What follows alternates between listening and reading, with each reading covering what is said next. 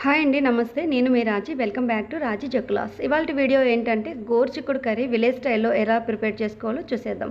వీటిని ముందుగా శుభ్రంగా ఒలిచేసి ఇలా కుక్కర్లో వేసి తగినంత మోతాదులో నీటిని వేసుకొని కొద్దిగా ఉప్పు వేసి మెత్తగా 3-4 విజిల్లు వచ్చే వరకు ఉడికించుకోవాలి.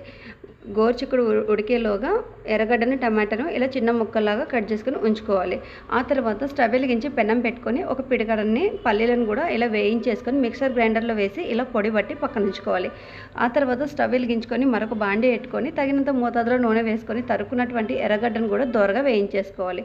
తర్వాత టమాటా ముక్కలను కూడా మెత్తగా మగ్గిచ్చేసుకొని తగినంత అల్లం వెల్లుల్లి పేస్ట్ వేసి ముందుగా ఉడకబెట్టుకున్నటువంటి గోరుచిక్కుడును కూడా ఇందులో వేసి కలిపేసుకోవాలి.